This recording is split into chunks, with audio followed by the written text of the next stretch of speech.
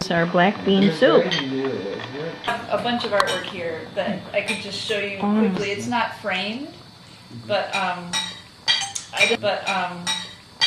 never get to show it to anyone, and I think you all might be interested just to see from the trial. I can show you several different drawings from the Chelsea Manning trial.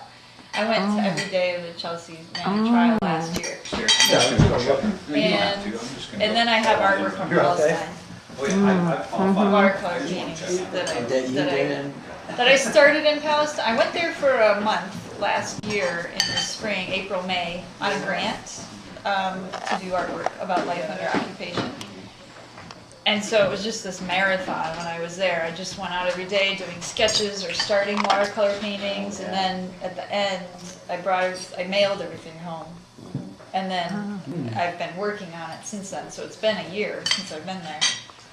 Or actually, a year ago now I was there, until like mid-May. And so I'm working now to figure out what to do with it. I need to find a gallery. And there's one in DC that might show it. There's two different ones, but I need to work more on Michigan. Have you tried here? In Grand Rapids, I haven't even yet really pursued it. So, but there is the art prize thing that I'll do. And there's a woman that might help me put together a calendar of. I'm thinking that because there's a lot that I have from Palestine. There's several paintings, and then there's a lot of drawings, and then there's a lot of photographs too. There's like 30 photographs, about a dozen drawings, and about 8 paintings, I think. Anyway, so far, and I could make more if I wanted to from some of the photographs. I can make more paintings, but so I'm thinking it could be like a neat little day planner. You know, some of those day planners have just so many different images in them. Yeah, that'd be really nice. A date book is always nice too, where you write all your like birthdays and special occasions, and you save it from year to year, and you flip the month over to see who I remember that month. Oh, Yeah. Because that's something, you can have it for your life. If it could be one that could be used, not specific, like I guess you could just do one that doesn't have the days associated with the dates. You just have May and then just 1 to 31, and don't say. Yeah, I did a date book, and I just put lines, 1 through 31, just lines, and then you write under May, Oh yeah. and then every year you use it year after year. So yeah, something like that I want to make The others to remind people about what's going on over there. That would be neat. And that it's a beautiful place. There's beautiful, and it was really hard to know. Like this whole thing of using my art in activism is like it's new to me this past year. How to get the right message across. And another project I'm working on is painting these large faces of detainees that are in Guantanamo. And so, I mean, I'm just kind of flying by the seat of my pants, like what makes sense? Well, I want to paint their faces. I want us to see who they are. So I've been taking like single size or full size sheets. Where do you get the pictures of their faces? Oh, actually Chelsea Manning made it possible, a bunch of their pictures to be published in the New York Times. My friend Deborah organized that in New York City. They took out a full-page ad because some of that stuff is in the Guantanamo files. Some of them were in his releases. But also like Andy Worthington's a guy from the UK who's done a tremendous amount of research. He wrote a book called The Guantanamo Files. So there's people, and then there's attorneys, like Center on Constitutional Rights has several clients who are Guantanamo detainees, so they post some of their photos. So I've painted portraits of for the CCR's clients. I've done their photo. So I've just been using black paint and putting them on these sheets. Now there's a guy that's Ahmad Abdullah Hassan is one of the detainees whose case is being picked up. He's filing a suit against the government for the force feeding he's receiving when they don't want to eat, they want to fat. He's filing a case of religious rights and that it's torture that they're receiving. So like I'm doing I just did his face. And so yeah, it's just this past year it's just been a real growing experience of learning. And then just now this past week I was in New York City, a couple weeks ago, attending the trial of Cecily McMillan. She was an Occupy Wall Street, she is an Occupy Wall Street activist who, on the 6-month anniversary of Occupy Wall Street, she went to a celebration. They had a big celebration in Zuccotti Park, and it was St. Patrick's Day weekend. And she just was all dressed in green. She was Irish. She just was stopping by on her way to go get a beer, but she was definitely one of the organizers of Occupy Wall Street, and so she had been a part of it. Well, she just stopped by, and suddenly when she was there, that's when the police decided to come in and break it up. And that was when, of all of Occupy, that was when the police were the most brutal in New York. That's what a lot of people are saying. And she was one of the people brutalized. She was grabbed on her breast really forcefully from behind, and just out of reaction, what she says is it was just reflex. She just flew back. Like, what is this? Who's grabbing me? And they grabbed her so forcefully that it was Officer Boval is his name. She had a handprint on her chest, a bruise on her chest from that. And after that happened, then her arm flung back and hit him in the temple, or just below the eye, like in this area. And he then threw her down on the ground, and other police officers came over and were kicking her and beating her, and they beat her, and she ended up with bruises all over her body, attesting to the fact she was beat up. And she went into a seizure. And they weren't getting a medic to come help her. There's video of it. People were screaming, "Go get a medic!" They were arresting other people as well. And then the next thing she knew, she was in jail, and she had felony charges against her because she flew back. They're saying that was she was assaulting him. Yeah. Unbelievable. So then she has to plead down. So she's facing 7 years in jail if found guilty. It's the maximum penalty, and her court, and it's awful because the court case is really disgusting to watch. It's amazing how much the Manhattan court is coming to the aid of the police. It's really biased. All the courts. It's really amazing. This judge is so biased towards the prosecution. So I was there for a bunch of the days of her case, and I made drawings. And right now there's an auction going on eBay of 5 of those drawings. They were pretty quick. They weren't as good as a lot of the stuff I did at the Chelsea Manning trial, because for that one it just went on and on. I had a lot more time to draw. Like the same witness would be up there day after day. Have you gotten some bids? But yeah, there's bids happening, and yeah, so that's raising money to pay me back for some of my expenses of going there, and then also to raise money for her campaign. So yeah, it's been a pretty busy year. I'm ready for a break. Yeah. And I really appreciate your coming here, because yeah, I guess it was sort of an artistic act also to interrupt General Petraeus. It's creative. The food was an artistic act. Yeah. What's that? And the food. Food was Oh. an artistic act. Could you reach me? Good. No, that is a challenge. So there's some people that do it really well. Really amazing. You know, Diego Rivera was unbelievable. And I know what's his name, Paul Collins did something like that back in the 70s for the Native Angela Indians in Wounded Knee. Oh, yeah, Angela Davis too. Yeah, Angela Davis. Yeah, because Angela we Davis. had the Free Angela Davis committee, and he did the posters for that.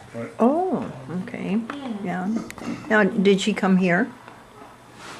Do you recall? She came in one time to Grand Valley. Well, she I was, wasn't and she was at Fountain Street about 3 years ago. Yeah. Yeah. Oh, But that's back then, I right. think Yeah. she came one time, maybe. I think I saw her in Detroit. And she, of course, is still very active and very much into this prison situation, isn't she? So, you know, fulfill her dreams that didn't get fulfilled while she's alive. Hopefully. Stop talking. Ronisha McBride. I heard about McBride. What happened with her? Ronisha McBride, that's her Yeah. name, right? Right. In Detroit. I mean, that She's the one happened. who had the, was she in prison or put in jail for She something? was shot in the No, this is Roni. Yeah. This is the one who she was in an accident Oh, at okay, night. okay, She was somebody. driving by herself, Really? and she got in a one-car accident. Yeah. She was hurt. Oh, yeah. She probably was to the door, right? inebriated Oh, to yeah. some Yes, extent. yes. Went to the door in the wrong house? neighborhood, probably, and or the Of wrong a house. house Yeah. in the neighborhood. Uh-huh. The guy opened the door and shot her in the face. Oh, yeah. Yeah, that was just this past year. She was completely unarmed. Yeah, it was after Trayvon Martin. Yep.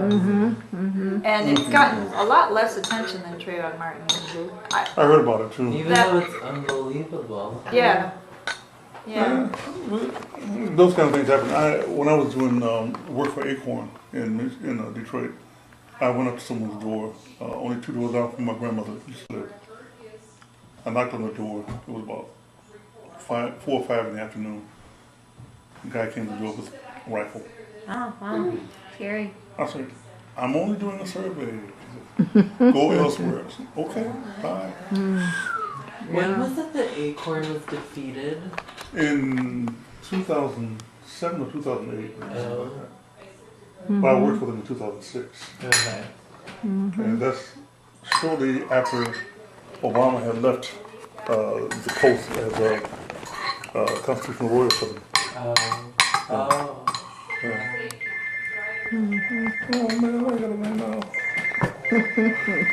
Ow. So I'm sorry about Well, this. maybe now's a good time to move into the other room. Look at your arm, huh? Okay. I'll show you. Let's do it.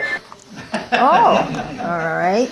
I invite so many people like But what happened to freedom of speech? To what? What happened to freedom of speech? Is Mike Frank? That's one of our questions, isn't it? Opposing war? I mean, He must have left. Did he have to go? I don't know. He didn't say goodbye. It's according to who is giving the speech and Where? or against whom the speech is. Yes, it is. Yeah. Yeah. It also relies on economics. I think it probably did at that occasion. Now, Oh, there's Mike. yeah. I Kind of should, keep it open for everybody to understand. Yeah. It's not for me to judge. yeah. Well, last night, we probably didn't catch it at 8:30, but Deb was on my program last night, and it was a video that I had taken of her at the Bitter End, no less, the coffee house, and she explained what had happened and how it came about and so on. That she had gone to this World Affairs dinner. Now, World Affairs is big in Grand Rapids, right? And as an organization.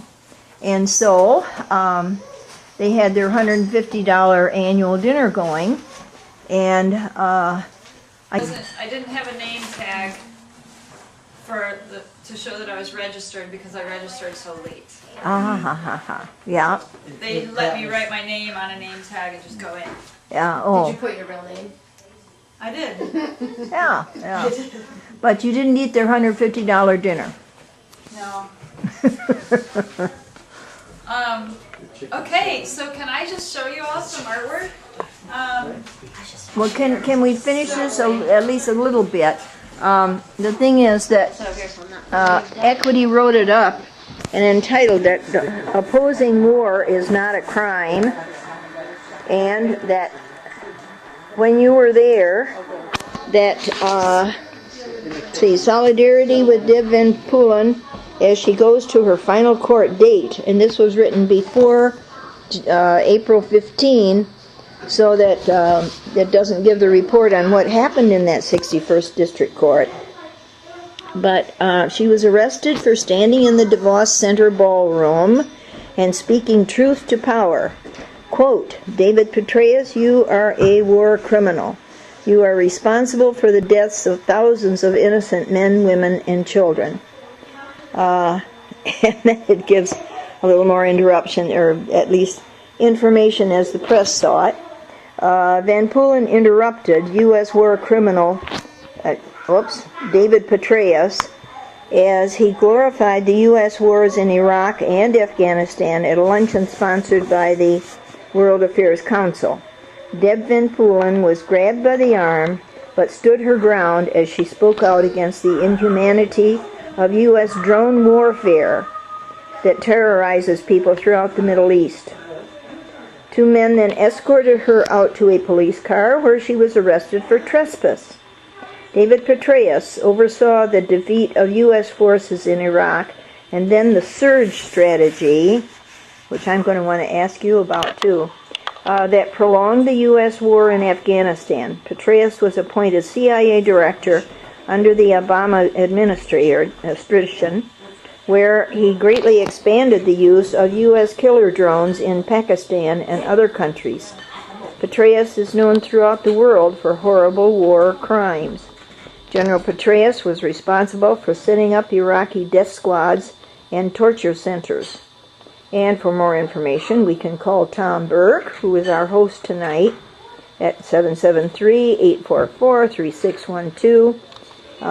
He's head of the Left Forum in Grand Rapids, and that is connected with the IGE, Institute for Global Education. End the wars, stand against political repression. So, I don't know. Deb, do you want to talk about this other point that I was confused about? Or are you busy gathering your pictures and so on?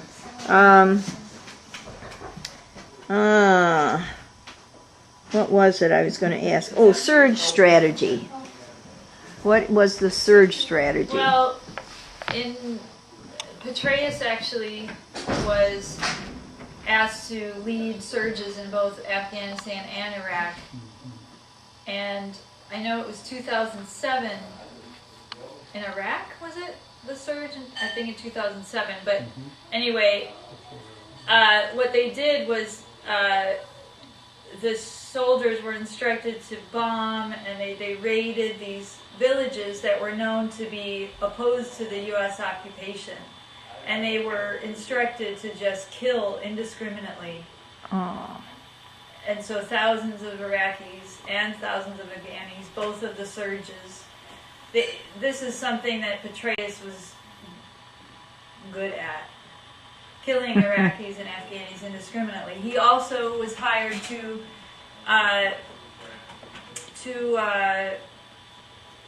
he paid both Iraqis and Afghanis to go out and kill their fellow country people if they were opposed to the occupation. So anybody that was opposed, whether they were a militant or not, they were targeted through Petraeus. Yeah. I mean, he's got a long list. He also expanded the drone war in countries that were not really at war in, when he was a CIA director, which he did after being general.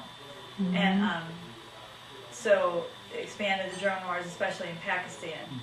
And then he initiated the systematic bombing of funerals of drone strike victims, and also weddings. So these were places, weddings and funerals are places where large groups of people gather together.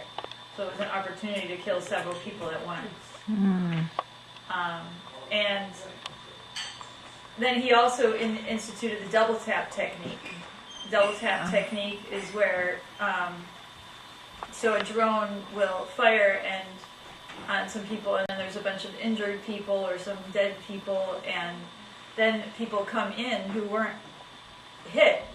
They come in to help the victims, and so in the double tap technique, they wait until the rescuers come in. They wait until they're there in the same area, and then they strike again, bomb again, in order to get the rescuers. Now these are American military that are doing this double strike, double tap you called it? Do they know it's a double tap?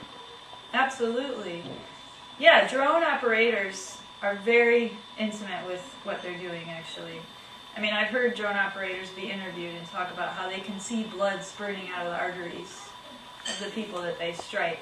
even though they might be sitting in Syracuse, New York, or some other drone base in the United States operating a joystick, they have that type of ability, to see exactly what they're doing. I mean, that's what you can do when you have a military that has the budget of the largest budget in the world, largest budget that's bigger than all the next 15 largest countries' budgets combined. And we think of ourselves as a peaceful nation. I don't think of us as a peaceful nation. I know better.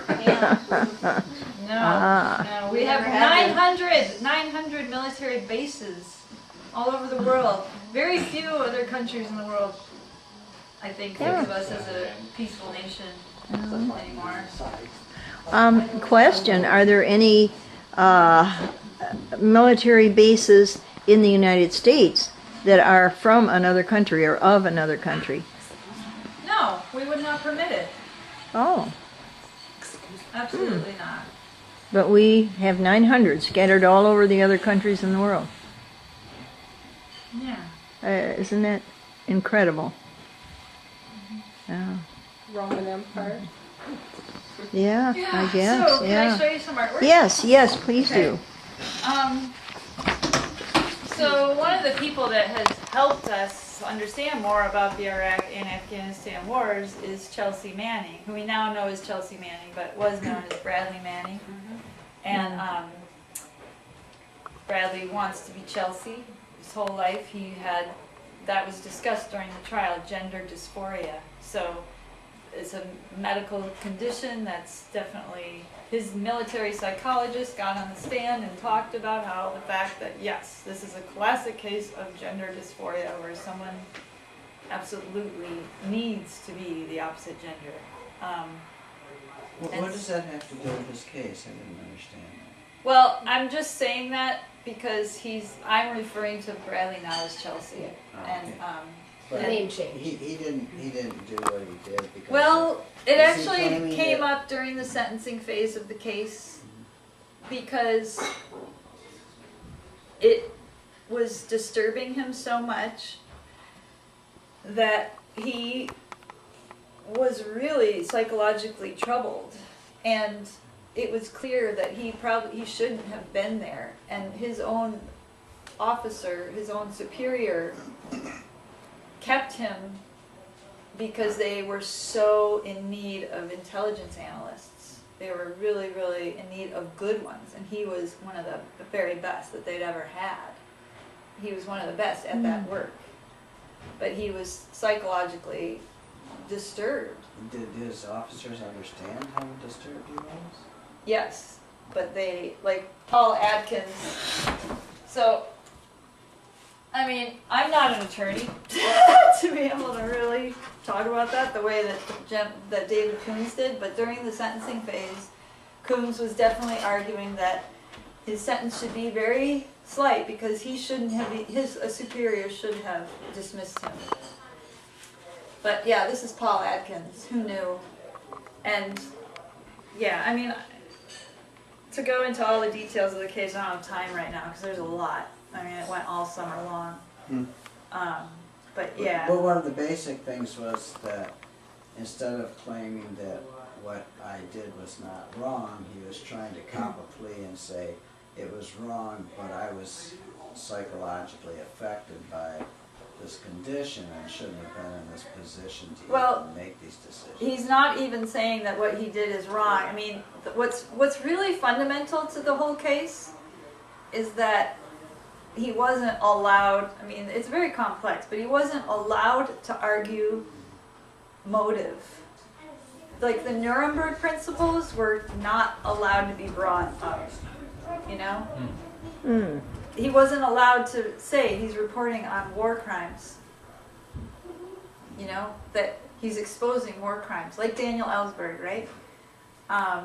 Who's now we consider a hero, like and war crimes like the Nazi generals and doctors, you know, that, so if you know, and like you take an oath that says if you see something, you will say something when you're in the military. Universal Code of Military Justice. It's UCMJ. That's going to really come up a lot in the appeals case. That was wrong. That they weren't. The fact that the judge disregarded that was wrong. And so Coombs didn't really have much to work with, and you take that all out, because that's really what motivated Chelsea. But Coombs did argue that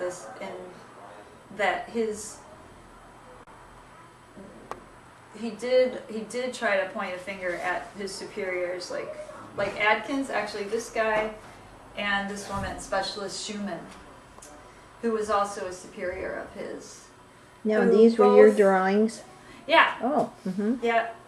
good. Yeah, Thank you. and these were used on the BradleyManning.org website during the case to help, and I'm really happy I was there. Lauren McNamara, this is a woman that Chelsea chatted with, about what she was doing. People in the audience, some of the supporters, they were wearing black T-shirts that said "Truth." Alex? Well, because the U.S. military denied the principles of the Nuremberg trial, could the U.S. military be closer to a fascistic regime rather than one that embraces Jewish values? Is that even possible? Yeah. Except that's not what the common concept is supposed to be. No, we live in a doublethink world, doublespeak world. It's Orwellian. You have to really pay attention to the meaning behind words and who's saying the words and what are their actions, and do their actions match up to their words?